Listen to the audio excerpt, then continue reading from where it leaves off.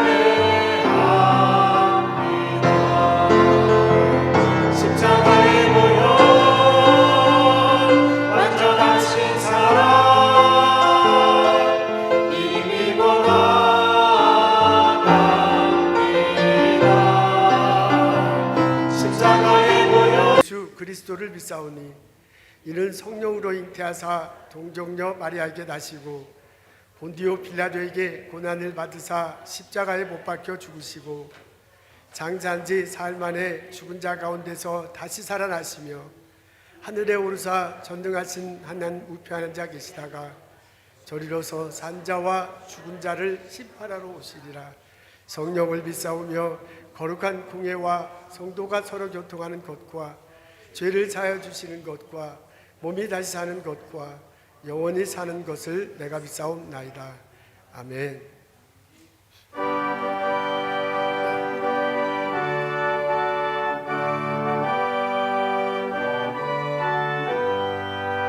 찬송하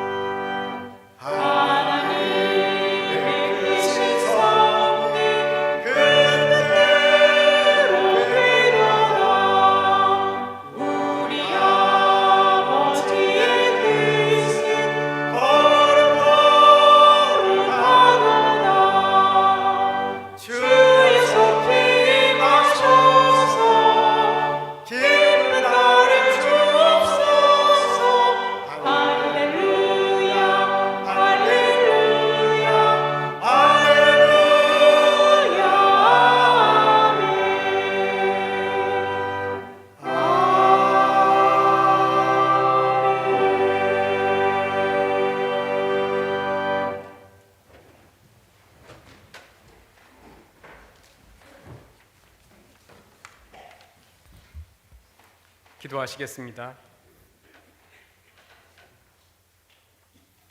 하나님 아버지, 저희의 예배를 받으시기에 홀로 합당하신 하나님을 찬양합니다. 지금 이 시간 저희가 예배를 드리는 하나님은 온 우주의 창조주이십니다. 지금도 살아계셔서 이 온 우주를 돌보고 다스리고 계시는 주권자 하나님이십니다. 거룩하신 하나님이십니다. 자비와 긍휼이 풍성하신 사랑의 하나님이십니다.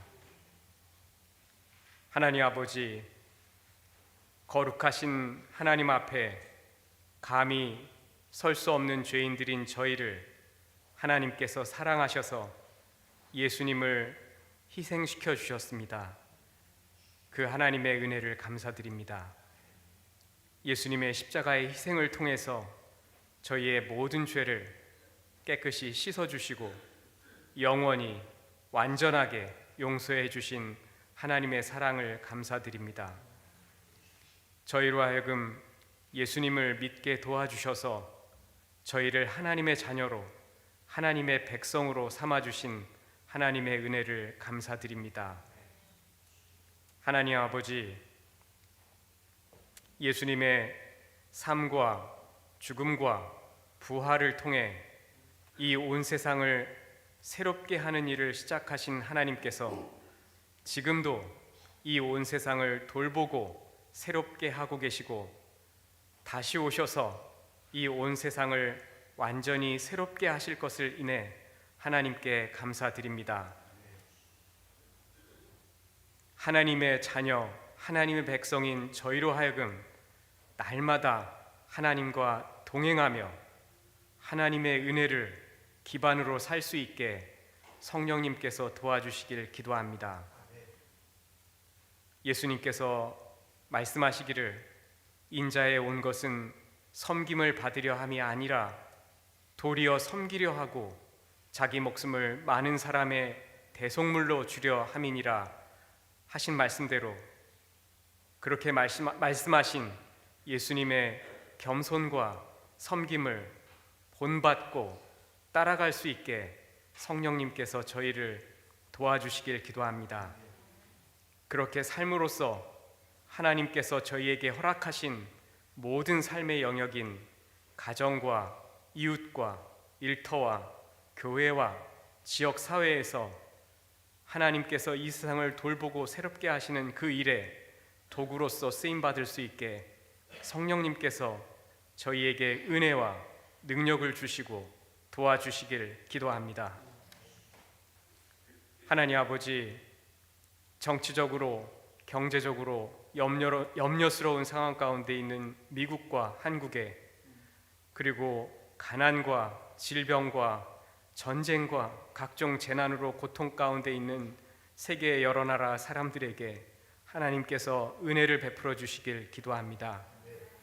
성요한 교회의 교우들과 그 가족들 가운데 질병 가운데 있는 분들에게 하나님께서 함께해 주시고 치료해 주시고 경제적인 어려움이나 고난 가운데 있는 분들을 위로해 주시고 도와주시길 기도합니다. 오늘 이 시간 예배를 위해 섬기시는 모든 분들과 말씀을 전하시는 조목사님께 하나님께서 함께해 주시길 기도합니다.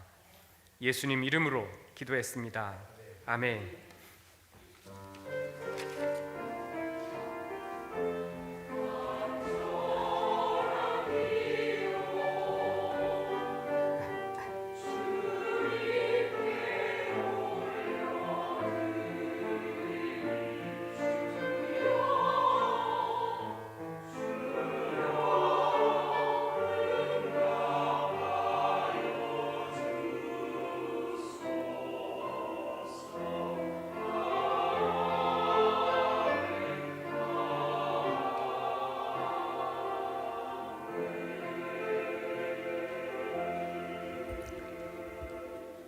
교회 소식 함께 나누겠습니다. 사순절 기간입니다. 예수님 고난받으신 피 흘리심 기억하고 경건하게 보냈으면 참 좋겠습니다. 고난 주간이 4월 14일부터 19일까지입니다. 월요일부터 금요일까지인데요. 아침 새벽 6시에 본당에서 예배드리겠습니다. 그날 새벽에 오셔서 같이 예배드리고 기도하는 시간 가지면 좋겠습니다. 금요일 날 성금요일 예배를 4월 18일 모두 오후 8시에 본당에서 드리겠습니다. 부활절은 4월 20날입니다. 우리 전 교인 다 같이 모여서 이중언어로 예배 드리겠어요? 가족들, 식구들 초대해서 함께 예배 드리면 참 좋겠습니다. 오늘 성전 재단 헌화하신 분이 계십니다. 유복순 권사님 손자 저스틴, 손녀 캐롤라인 생일 기념일이라고 합니다. 유 권사님 그 온라인으로 예배 참석하실 텐데 축하드립니다. 손자 손녀들 건강하게 자라기를 바랍니다. 우리 지난주에 오셨던 김도영 성도님, 김옥경 성도님 오늘도 오셨고요. 우리 계속 같이 신앙생활하면 참 좋겠습니다. 여러분 만나서 반갑습니다. 일어서서 함께 인사 나누겠습니다. 주님의 이름으로 환영합니다. 축복합니다. 어서 오십시오. 어서 오십시오. 반갑습니다. 어서 오십시오. 어서 오십시오.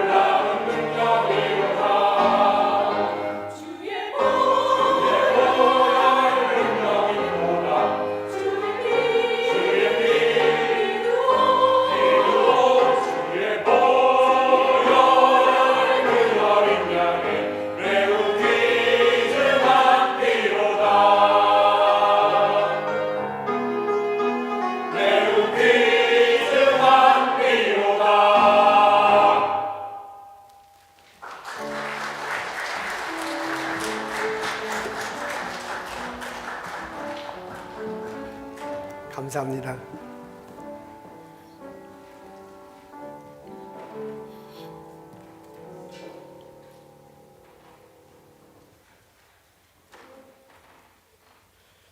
오늘 저희들 읽은 말씀은 고린도후서 5장 6절부터 10절에 있는 말씀입니다. 제가 읽겠습니다. 우리가 항상 담대하여 몸으로 있을 때에는 주와 따로 있는 줄을 아노니 이는 우리가 믿음으로 행하고 보는 것으로 행하지 아니함이로라. 우리가 담대하여 원하는 바는 차라리 몸을 떠나 주와 함께 있는 그것이라. 그런즉 우리는 몸으로 있든지 떠나든지 주를 기쁘시게 하는 자가 되기를 힘쓰노라. 이는 우리가 다 반드시 그리스도의 심판대 앞에 나타나게 되어 각각 선악간에 그 몸으로 행한 것을 따라 받으려 함이라. 아멘.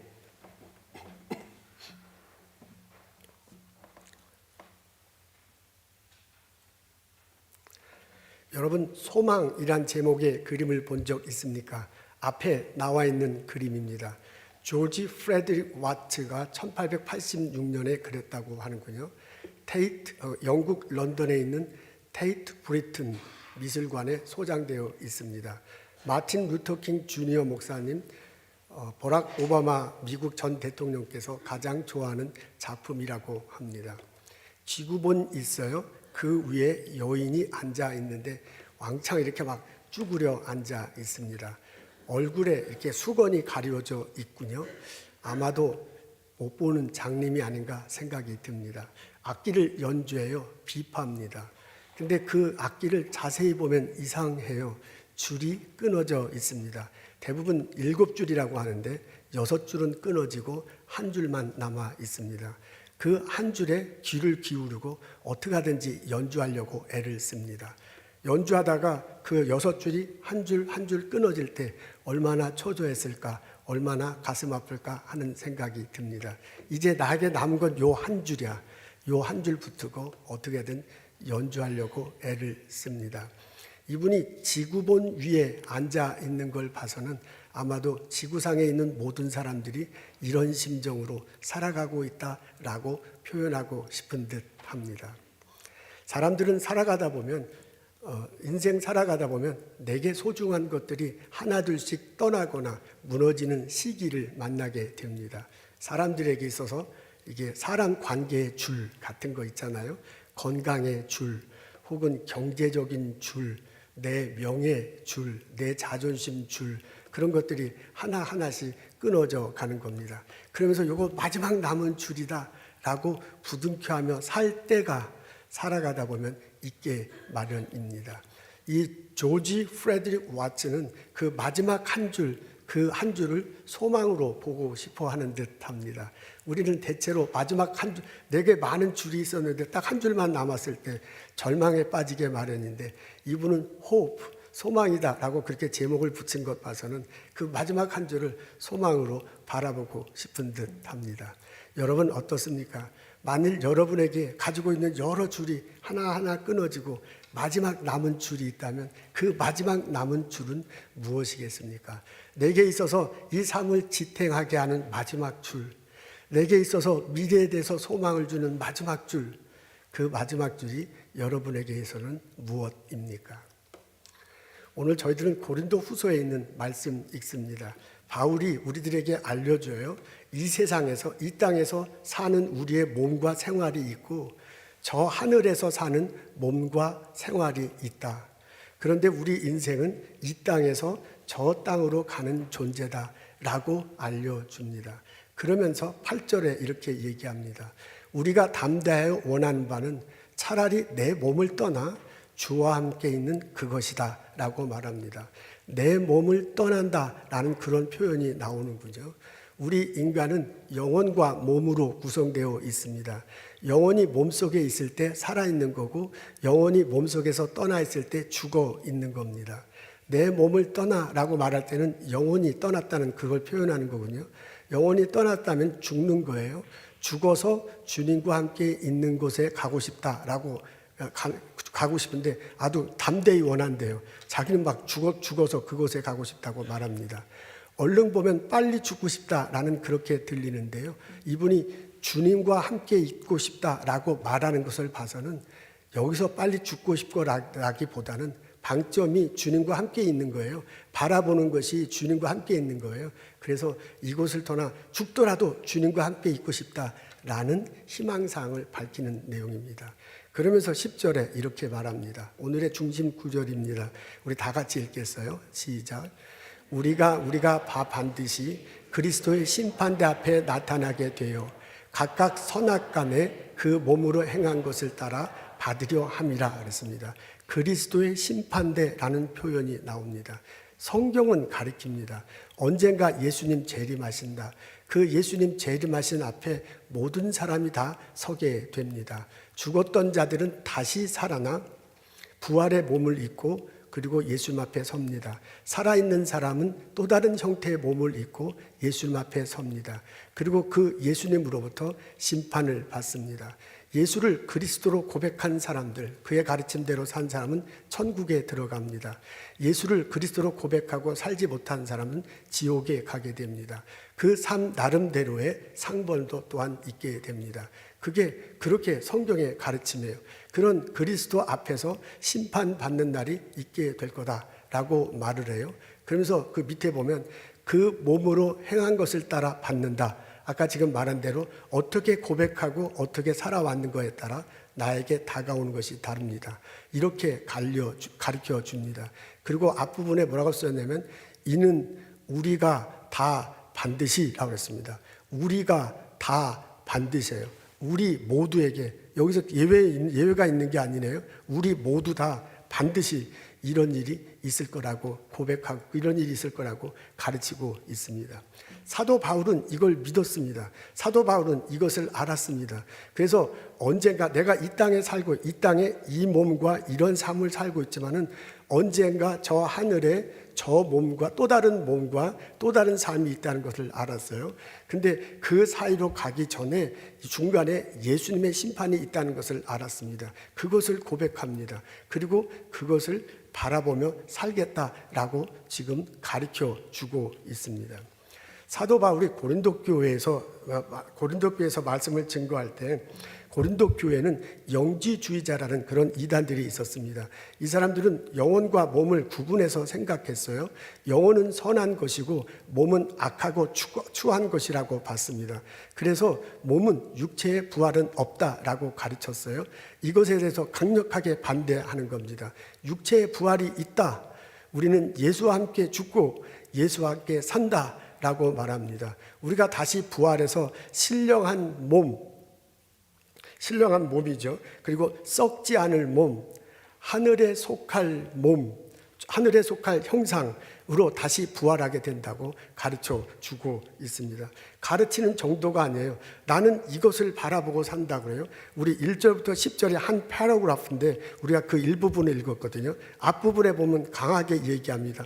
나는 이 땅에 살지만 하늘나라를 바라보며 살겠다. 언젠가 내가 변화돼서 하나님을 예배하며 사는 그것을 바라보며 살겠다고 그래요. 그러면서 이 땅에 사는 이것을 뭐라고 표현하냐면 장막집, 우리의 장막집이 무너지면 하늘에 있는 영원한 집이 우리에게 다가온다라고 그렇게 말을 해요. 이 앞쪽 1절, 2절, 3절 보면 그렇게 표현되어 있어요. 그러면서 하늘에 있는 초소에 내가 덧입혀지길 원한다. 그걸 옷으로 비유해서 만일 하늘에서 이 새 옷이 온다면 그 옷에 내가 덧입혀지면서 그 새 옷을 입고 가기를 원한다라고 그렇게 비유적으로 표현하기도 합니다. 사도 바울은 나는 이 땅에 살지만 내가 바라보는 것은 하늘에 있는 삶이다. 하늘에 있는 몸이다. 그곳에서 하나님을 예배하는 것, 그것을 바라보고 지금 나는 이 땅을 살아가고 있다 라고 우리에게 가르쳐 주고 있습니다. 그래서요, 앞으로 미래에 펼쳐질 그 일, 예수님 심판대를 지나 하늘나라에서 영원히 살게 될 그 일, 그것이 내가 바라보는 것이고요. 그것이 나의 비전이에요. 그래서 그것이 이 땅을 살아가는 나의 소망이다 라고 사도 바울이 우리에게 알려주고 있습니다.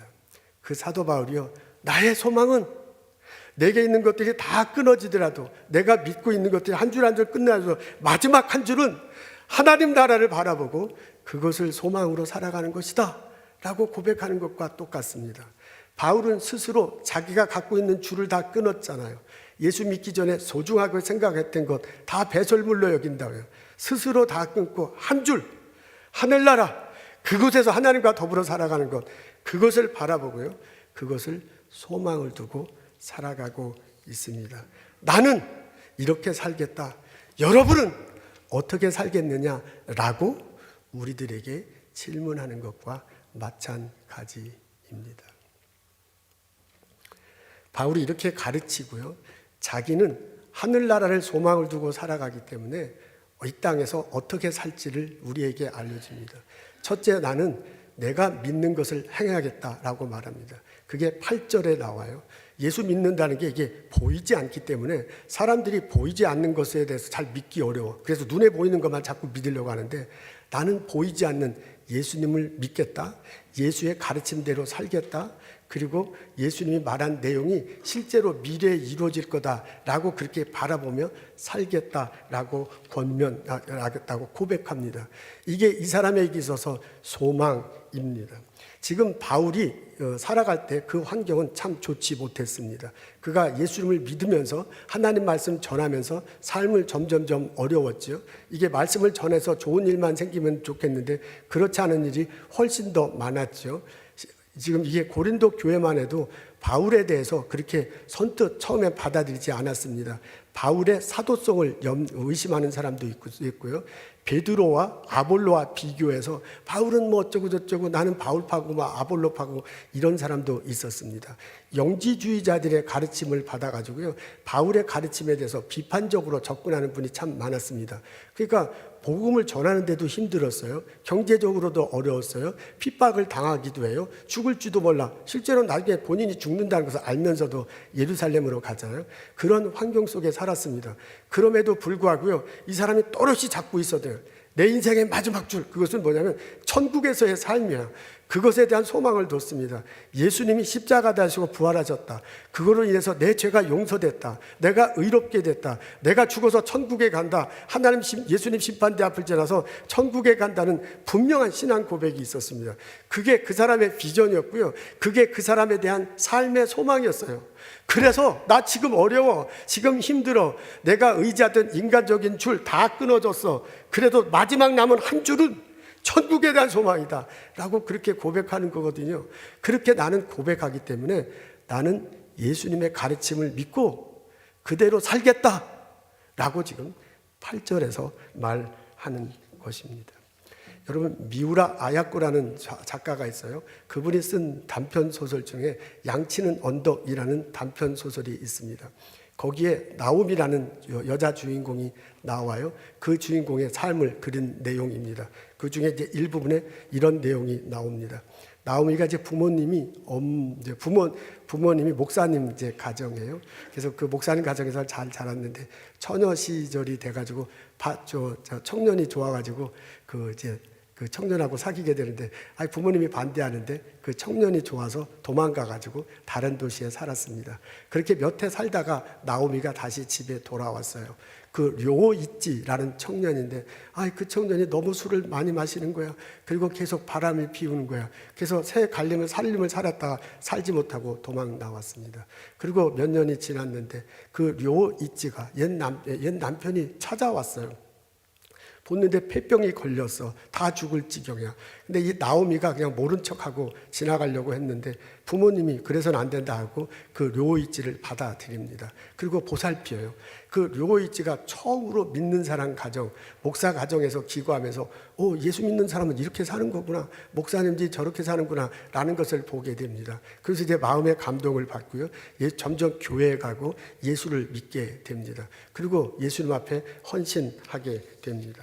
이 료이찌가 투병 생활하면서 하는 게 있었는데 뭐냐면 다락방에 올라가서 그림을 그렸어요. 근데 이제 그 그림을 그리는 것을 나중에 다 그림을 그려서 자기 이제 아내죠, 그 나오미에게 주려고, 성탄절날 주려고 그림을 그렸습니다. 근데 그 그림을 다른 사람한테는 보여주고 싶지 않아가지고 다락방에 들어오지 말라, 자기가 그림 그릴 때. 그리고 이제 어느 정도 그리고 난 다음에 하얀 천을 놓고 또 내려갔다가 다시 그리고 했습니다. 아무도 그 그림을 보지 못하게 했습니다. 어느 크리스마스 이브날 사건이 벌어져요. 그 료이지의 옛 여자친구가 연락이 왔어. 그리고 한 번만 좀 만나달라고 그래. 그래서 만나달라고 해서 안 만나달라고 그랬어요. 근데 자꾸 만나달라고 그러니까 할 수 없이 나가서 만납니다. 근데 그 옛 여자친구가 유혹을 해요. 우리 술 한잔 하자 그러고, 오늘 나 외로우니까 오늘 밤 나하고 같이 지내자고 합니다. 그러니까 이 료이지가 나 이제 예수 믿는다, 나 술 한잔 하지 않겠다, 그리고 집에 가겠다고 막 그래요. 그리고 잠깐 화장실 간 사이에 그 여자분이 맥주에다가 수면제를 탔습니다. 그러면서 이제 료호이치가 오니까 이 맥주 한 잔만 하면 그러면 그냥 집에 돌려가겠다 하고 얘기를 해요. 그러니까 아무 사정도 모르고 이 료호이치가 한 잔 마셨어요. 그리고 좀 이따 얘기하다 보니까 막 너무너무 졸린 거야. 그래서 이제 그때서야 이제 상황을 알아차리고요. 내가 여기 있으면 안 된다고 막 나가려고 그래. 근데 여자가 막 잡죠. 가지 못하게 막 그런데. 근데 이제 뿌리치고 나가서 겨울밤 막 이렇게 걸어가는데 막 너무너무 졸려요. 그래서 잠깐 앉아있다 가자 하다가 잠이 들어갔고 거기서 동사 얼어 죽고 맙니다. 료호이치 장례 예배를 치렀습니다. 그날 저녁에 나오미가 이제 죽은 이제 남편의 이제 아내가 나오미가 다락방에 올라갔어요. 그래서 도대체 무슨 그림을 그리는가 하고 봤어요. 하얀 천으로 덮여 있는 그림을 싹 벗겨내서 보니까 예수님이야. 예수님이 십자가에 달려서 피 흘리고 있습니다. 근데 그 십자가 밑에 한 청년이 무릎을 꿇고 허리를 숙이고 손으로 십자가를 약간 부둥거리면서 잡고 있어요. 그 모습을 보니까 떠오르는 얼굴이 있어. 료호이치, 바로 자기의 전 남편이었습니다. 료호이치는 예수를 믿었습니다. 그분이 나를 용서했다라는 것을 분명히 고백했습니다. 그리고 이제부터는 예수님 가르침대로 살고 유혹에 빠지지 않겠다 발버둥치며 살았어요. 그 사람의 삶은 예수님과 바라본 천국, 바로 그것이었습니다. 사도 바울이 말하는 게 이거예요. 나는 천국을 바라보고 지금 보이지 않지만 예수님의 가르침대로 살겠다라고 그렇게 고백합니다. 여러분은 어떻습니까? 여러분이 고백하는 예수님, 그 예수님을 내가 진짜 믿고 그분의 가르침대로 살려고 적어도 발버둥 치고는 있습니까? 사도 바울, 두 번째 사도 바울이 나는 하나님을 기쁘게 하겠다라고 그렇게 선포합니다. 천국에 대한 소망을 두고 오늘을 살아가는 나는 첫 번째 눈에 보이지 않지만 예수님을 믿고 그의 가르침대로 살겠다 그렇게 말하고요. 두 번째 나는 하나님을 기쁘게 하며 살겠다라고 선포합니다. 이것은 10절에 나옵니다. 예수님 언젠가 재림하실 것이다. 그 예수님 앞에서 내가 심판받고 천국으로 들어간다. 천국에서 하나님을 예배하며 산다. 그게 나의 미래 모습이라면, 그 예배하면서 하나님을 예배하면서 살아가는 게 나의 모습이라면 지금 여기서 해야 할 일이 있어요. 그게 뭐냐면 지금 여기서 바로 그 하나님이 기뻐하시는 뜻을 찾아서 살아가는 겁니다. 그래서 사도 바울이 나는 그렇게 살겠다라고 고백합니다. 로마서 12장에 보면 바울이 우리들에게 가르쳐 주지 않아요? 너의 몸을 하나님이 기뻐하시는 거룩한 산 제물로 드려라. 그렇게 말하잖아요. 그리고 그 뒷부분에 바로 나오잖아요. 여러분들은 하나님의 선하시고 기뻐하시고 거룩한 뜻을 깨달아야 그 뜻을 분별해야 된다라고 그렇게 말합니다. 그 말의 뜻이 우리 뭐든지 다 알고 있어요. 우리가 하나님의 뜻을 분별해, 하나님이 내게 원하시는 뜻이 무엇인지를 분별하고 그것을 붙들고 살아가는 것, 내 몸을 가지고, 그게 바로 내 몸을 가지고 산 제물로 드린다는 것을 우리는 너무나 다 잘 알고 있습니다. 바울이 말하는 것이 그것이에요.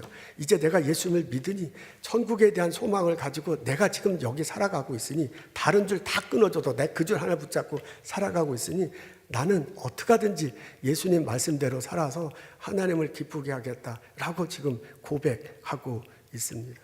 우리는 믿어요. 우리는 고백해. 하나님께서 보내주셔서 내가 이 땅에 왔다고 고백합니다. 이 땅에서 태어나고요. 그리고 부모님으로부터 건강하게 자라고 교육받을 수 있었습니다. 하나님은 내게 재능을 주셨습니다. 하나님은 남들이 갖지 못하는 어떤 재능 내게 있잖아요.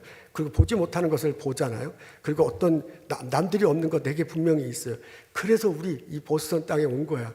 이곳에서 일터에서 일하고 있고요. 가족을 이루고 일터가 하면서 우리들 하나님께서 받은 것들이 참 많은 존재들입니다.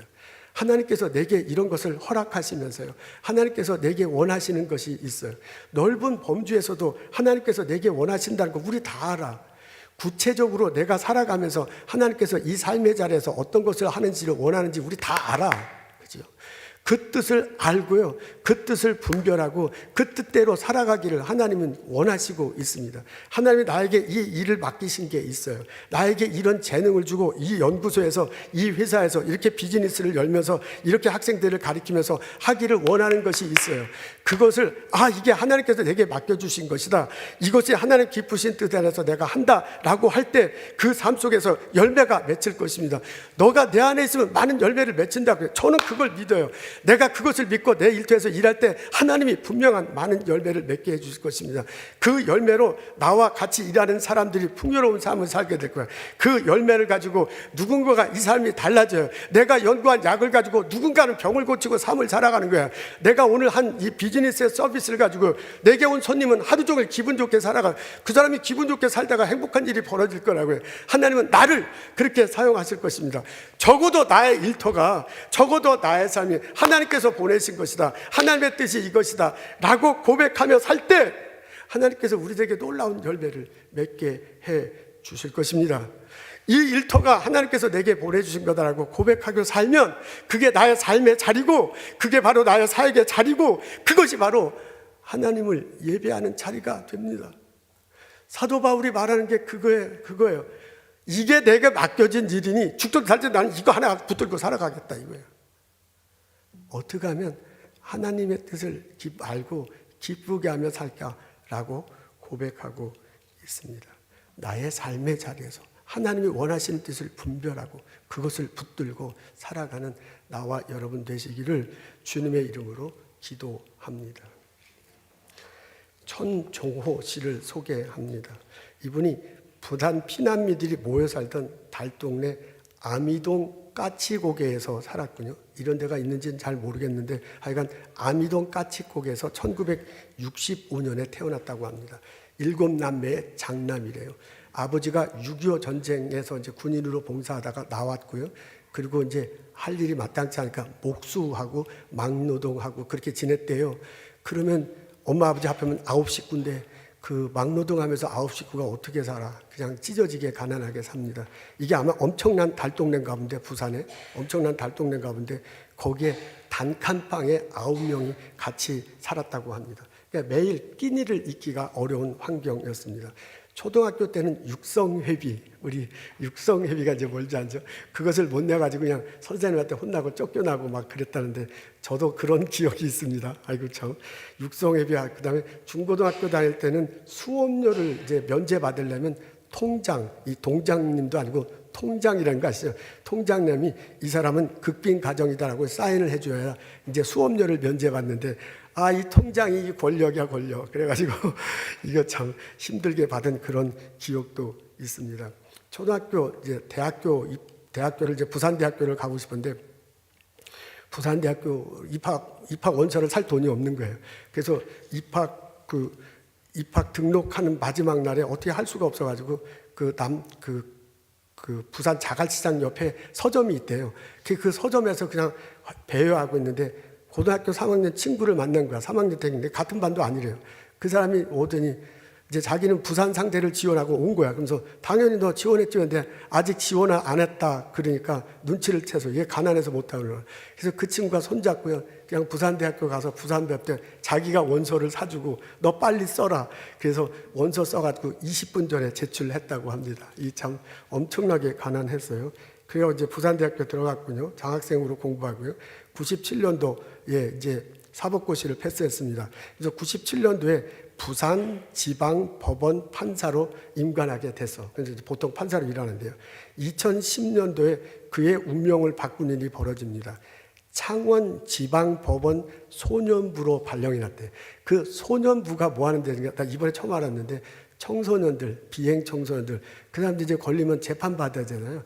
그 청소년들을 재판하는 곳이래요. 근데 판사들이 가장 가기 싫어하는 게 이 소년부랍니다. 소년부에서 대개 이제 소년들이 가난하니까 이제 그런 일들이 벌어지잖아요.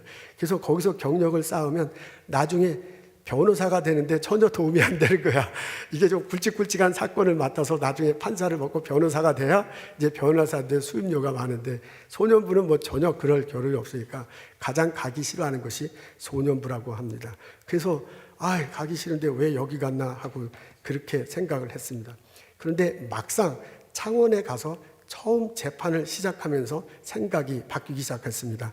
하나님이 나를 이곳에 보내셨구나 하는 마음이 들었습니다. 그가 이렇게 말해요. 법원의 판사들이 3,000명이 넘을 것이다. 단연컨대 가난하고 절망 속에 살고 뼈저린 고난을 겪어본 판사는 나밖에 없을 거라고 생각합니다. 그래서 처음 딱 이렇게 재판을 하러 들어가는데 그냥 이제 마음으로 들리는 거죠. 하나님께서 찢어지도록 가난하고 무기력한 절망 속에서 버틸 수 있었던 내가 비행 청소년들을 잘 이해할 수 있는 것이 아니냐라고 하나님께서 말하시는 것 같으래요. 그러면서 이제 들어가서 재판을 시작합니다. 이분이 아주 엄격하게 재판하네요. 기독교인이라고 그냥 슬렁슬렁 대충 넘어가지 않습니다. 뭐 청소년 범죄는 2년이 가장 높은 건가 봐요. 막 그렇게 2년을 때린 경우도 있고 그렇답니다. 근데 이제 어떤 경우에는 이렇게 훈방 조치하고 막 그럴 때도 있잖아요. 그때 이분이 그 청소년들 재판하는데 그 3분 안에 한 케이스에 3분밖에 안 걸린대요. 3분 안에 막 해야 되니까 막 혼내면서 그 청소년들을 막 다구치고 혼내면서 재판을 했대요. 그래서 이분 별명이 호통판사다. 그냥 청소년들 너무 혼내서 호통판사다라는 그런 별명이 붙었다고 합니다. 이분이 재판을 하기 전에 부모님을 꼭 모셔오라고 그랬는데 이제 대부분 못 모셔오는 분들이 많죠. 근데 이제 부모님을 모시고 오면 이 판결을 내릴 때 꼭 하는 게 있다고 합니다. 부모님 이렇게 두 분 서게 하시고요. 아들이나 딸이나 이렇게 재판 받잖아요. 그러면 이게 마귀하고 아들, 딸에게 무릎 꿇게 한대요. 그러면서 판결을 내리는데 아버지한테, 엄마한테 아버지 사랑합니다, 어머니 사랑합니다를 10번 하게 하는 거야. 그게 판결이야. 그거 하고 나면 이제 나가는 거거든요. 근데 이제 하기가 싫죠. 아버지 사랑합니다, 어머니 사랑합니다. 근데도 그거 안 하면 못 나가니까 할 수 없이 무릎 꿇고 아버지 바라보면서 아버지 사랑합니다, 아버지 사랑합니다 몇 번 얘기하다가요 거의 다 운대요. 그러면 이제 아버지나 엄마가 가만히 거기 서 있다가 그 우는 장면을 보고 자기도 다가서 껴안으면서 내가 미안하다. 내가 막노동하고 일하느라고 너 잘 돌보지 못해서 이랬다. 그러면서 부모하고 애들이 껴안고 막 엉엉엉 운다고 합니다. 그러고 난 다음에 이제 훈방 조치하는 겁니다. 이러면서요. 근데 안타까운 것은 이 대부분이 이 아들, 딸과 엄마, 아버지가 아버지 사랑합니다라는 말을 처음 해본 거야. 그리고 아버지는 아버지대로, 엄마는 엄마대로 이 아들, 딸한테 내가 미안하다는 말을 처음 해본 거야. 그러니까 재판소에서 사는 게 이제 어려우니까 이런 일이 벌어진 거잖아요. 재판소에서 처음으로 아버지 사랑합니다, 엄마 사랑합니다, 아들아 딸아 미안하다는 말을 처음 해보는 부모들이 많다, 그런 말입니다. 그래서 이런 재판 끝나고 난 다음에 기도해주고요. 그리고 기도해주고 단언하지만 이제 나중에 판결 받고 나오잖아요. 특히 이제 감옥소에서 나오는 아이들은 자녀들 그분들은 대체로 가정이 어려워서 갈 데가 없어가지고 그런 일을 많이 벌여준대요. 그래서 이 감옥에서 나온 사람들이 처음 몇 달간이라도 몇 년이라도 잘 데가 있어야 돼. 이제 잘 데가 있어야 이런 범죄를 다시 안 지르니까 청소년 회복센터 이런 걸 이제 만들었군요. 그리고 이제 그 남자 아이들을 위해서 축구단을 만들어서 축구를 해요. 이제 그걸 빌미로 삼아서 계속 이렇게 돌보는 거죠. 그러니까 자기가 엄하게 판결 때린 학생 청소년들 계속 연락하면서 어떻게든 올바로 살게 하려고 지도하는 거예요. 직업을 찾을 수 있도록 도와주는 일을 합니다. 그게 이제 이걸 8년 동안 이제 소년부에서 했는데 자기는 계속 여기 있겠다고 계속 페티션을 내는데 아마 법원이 그렇지 않은가 봐요. 일정 기간에 이렇게 돌리나 봐요. 그래서 이제 2텀을 하다가 지금은 할 수 없이 부산지방법원에서 민사재판을 한다고 합니다. 이분이 인터뷰한 내용이 있어요. 한번 보도록 하겠습니다. 부산지방법원에서 판사로 생활하고 있는 전종호라고 합니다. 닉네임은 호통판사라고 붙여져 있고요. 네. 부모님 문제도 우리도 교회 한다 했는데 어릴 적에 같이 놀던 친구들이 어느 주일날 갑자기 사라졌어요. 오후에 나타났기 어디 갔다 왔냐니까 교회 갔다 왔다는 거. 그래. 그 다음 주 되니까 또 그렇게 반복돼서 친구 따라 강남 간다고 교회 다니기 시작했고 그때부터 그냥 교회 가는 순간부터 지켜야 되겠다.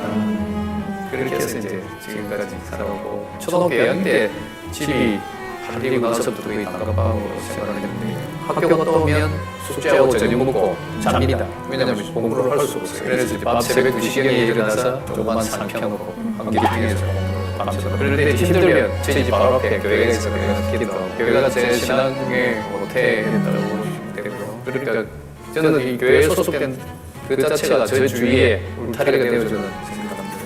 우연히 창원지방구문에 가서 소년재판을 시작했고요. 돌아보니까 하나님께서 이 길을 이끄셨더라고요. 우리 사회가 비행청소년들에 대해서는 건강한 아이들보다는 많은 혜택을 주지 못하거든요. 예를 들면 여자아이가 있었습니다. 중학교 1학년짜리 아이가 가출을 1년 동안 가출팸에서 생활을 했거든요. 그 아이들이 나가게 되면 병원 보면 이제 돈이 없어서 본조 계좌를 합니다. 중학교 1학년 여자아이가 법정에 섰습니다. 왜 가출했냐 하니까 방이 두 칸인데요. 식구가 4명입니다. 할아버지 계시고 오빠 계시고 아버지 계시고 그럴 때는 할아버지 방에 자다가 아빠 방에 자다가 이렇게 했는데 이제 중학교 무릎 되니까 못 자잖아요. 그래서 어쩔 수 없이 가출했다는 재범을 막기 위해서는 자기 방을 주는 거예요. 안 그렇습니까? 배고파서 방을 훔쳤는데요. 소득을 지출할 수 없는 미성년자들 경우에 거기에 대해 처벌하고 난 뒤에 네가 알아서 다시 배고픔을 해결을 하는 것에서 정의롭지 못하거든요. 이런 근거를 가지고 이 아이들에게 재범 방지를 위해서 뭔가 하는 것도 정의롭지 않느냐. 그렇게 해서 이제 여러 가지 활동을 할 수가 있었던 거예요. 이런 아이들을 위해서 일정 기간 동안 생활할 수 있는 대안 가정을 만들자 해서 한계역에 청소협력센터고요. 70년도 11월에 처음 시작했고요. 그때는 법도 없었습니다만은 하나님께서 정말 기적적으로 도움을 주셔가지고 청소년 회복 지원 시설이라는 법 명칭도 얻게 돼서 법도 개정이 됐고요. 사실 그 비행시 청소년을 사회 가시는 분들이 가장 어려운 점이 이 아이들이 잘 되면 따뜻한 믿음이 좋아하고 만약에 옆에 누군가 증인이 서 있었다든지 하면 스님께 하나님은 재판받는 아이 안 할 수 있겠죠. 그래서 저희들은 소식이 있으면 그 아이들은 비행을 저질러 가고 아이들이 때문에 참 외로운 사역이라고 보시면 되고요. 보통 치는 이유는 영적에서 주어진 시간이 너무 짧았습니다. 하나에서 3분이거든요. 그럼 그 아이들 3분 동안 뭘 배우고 계십니까? 그래서 다시 오지 말라는 마음에서 보통을 짓고요. 저에게 주신 현재 사사라는 권한 여러 가지 주신 지명도를 가지고 다음 세대를 위해서 믿는 일을 하고 갔으면 좋겠다고 생각합니다. 저분은 재판하는 그 자리가 자기 사역의 자리고 예배의 자리다. 이것이 내 사명이다. 그렇게 고백하면서 저런 일을 하고 있습니다. 바울이 선포합니다. 나는 예수님을 믿고 예수님 가르친 대로 살겠다. 나는 어떻게 하든지 하나님을 기쁘게 하는 일을 살겠다라고 선포합니다. 내가 바라보는 비전은 내가 갖고 있는 소망은 천국이기 때문에 이렇게 살겠다고 가르쳐 주고 있습니다. 살아가다 보면 내가 꼭 붙잡고 있는 줄들이 하나둘씩 끊어지는 시기, 그런 때가 있습니다. 혹시 내가 그런 때를 만나더라도 이 믿음의 줄, 요 믿음의 줄은 꼭 잡고 걸어가는 나와 여러분 됐으면 참 좋겠습니다. 그 믿음의 줄을 잡고 예수님의 손을 꼭 붙잡고 하나님 나라를 소망하며 살아가는 겁니다. 언젠가 우리 하나님 앞에 설 날 있습니다. 그때 하나님이 두 손 펴며 우리에게 말할 것입니다. 어서 오거라. 수고 참 많았도다. 기도하겠습니다. 하나님,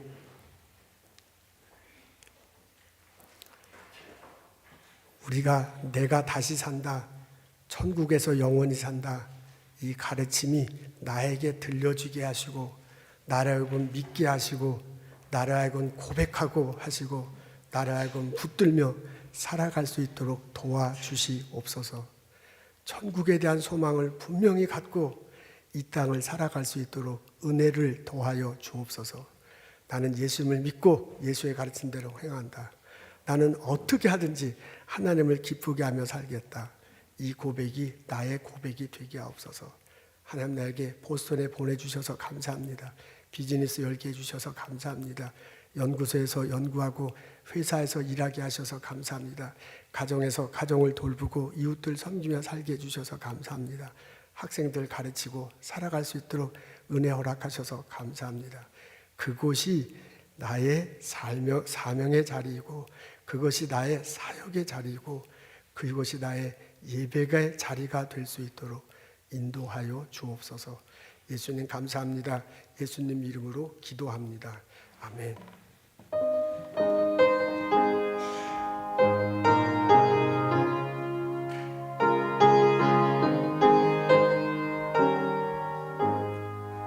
저 높은 곳을 향하여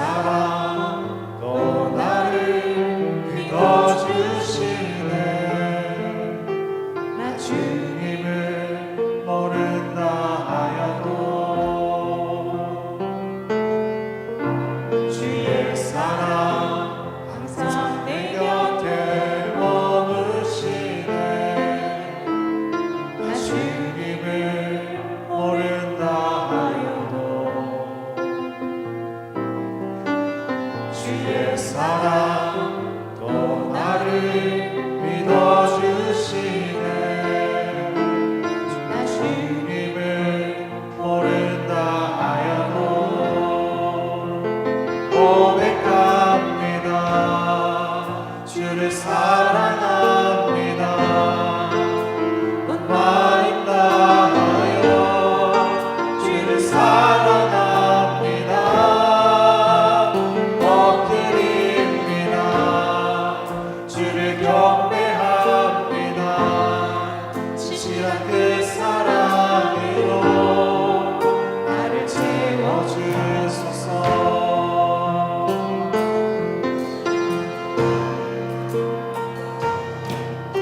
주의 사랑 항상 내 곁에 머무시네. 주님만이 피난처 되시네. 주의 사랑 또 나를 믿어주시네. 주님만이 내 소망 되시네. 고백합니다. 주를 사랑합니다. 마음 다하여 주를 사랑합니다. 엎드립니다. 주를 경배합니다. 진실한 그 사랑으로 나를 채워주소서.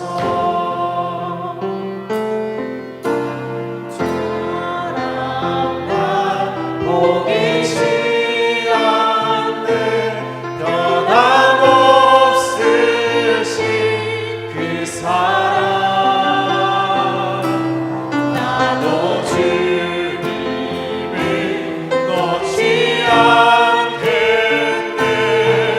부족한 입술로 주 찬양하리라. 주의 사랑 날 보이지 않는 변함없으신 그 사랑 나도 주님을 놓지 않겠네. 부족한 입술로 주 찬양하리라.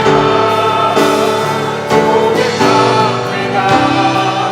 주를 사랑합니다. 온 마음 다하여 주를 사랑합니다. 엎드립니다. 주를 경배합니다. 진실한 그 사랑으로 나를 채워주소서. 고백합니다. 주를 사랑합니다. 온 마음 다하여 주를 사랑합니다. 엎드립니다. 주를 경배합니다. 진실한 그 사랑으로 나를 채워주소서. 고백합니다. 주를 사랑합니다. 온 마음 다하여 주를 사랑합니다. 엎드립니다. 주를 경배합니다. 진실한 그 사랑으로 나를 채워주소서. 하나님, 오늘도 주일 앞에 나와 예배드리게 해주셔서 감사합니다. 찬양드리고 경배드리고 말씀드리고 내 삶을 뒤돌아볼 수 있는 시간 주셔서 감사합니다. 하나님께서 은혜 주셨습니다. 하나님께서 깨닫게 해주셨습니다. 하나님께서 힘 주셨습니다. 하나님, 내 그 힘 가지고 내일을 또 한 주를 살고자 합니다. 나의 일터 속에 하나님 함께 하시옵소서. 그것이 사명의 자리가 되게 하시고, 그것이 은혜의 자리가 되게 하시고, 그것이 하나님을 예배하는 자리가 될 수 있도록 나를 사용하여 주시옵소서. 하나님 찬양 드리며 예물 드리며 예배 드리며 마음속에 간절히 원하는 기도 제목들 부르짖는 형제 자매들 있습니다. 하나님 보고 계실 줄 압니다. 알고 계실 줄 압니다. 하나님 그 자리에 함께 하시옵소서. 위로하시옵소서. 힘 주시옵소서. 치료해 주시옵소서. 해결해 주시옵소서. 막혔던 그것이 뻥 뚫리는 역사가 일어나게 하여 주옵소서. 하나님이 살아계시다. 하나님의 축복하신다. 하나님이 나를 이끄신다. 고백할 수 있는 그 경험의 순간이 되도록 아버지 하나님 지켜주시옵소서. 살기 참 힘든 가운데서도 이거 하나님께 주신 거다. 거룩하게 구별하여 고백하는 마음으로 예물 드립니다. 이 예물 받으시옵소서. 그 마음 보시고 그 삶 속에 함께 하셔서 큰 은혜와 축복을 더하여 주옵소서. 성부, 성자, 성령의 은혜와 축복과 보살핌이 오늘 예배 드리고 돌아가는 우리들 모두에게 지금부터 영원토록 함께 하시기를 간절히 축원하옵나이다. 아멘.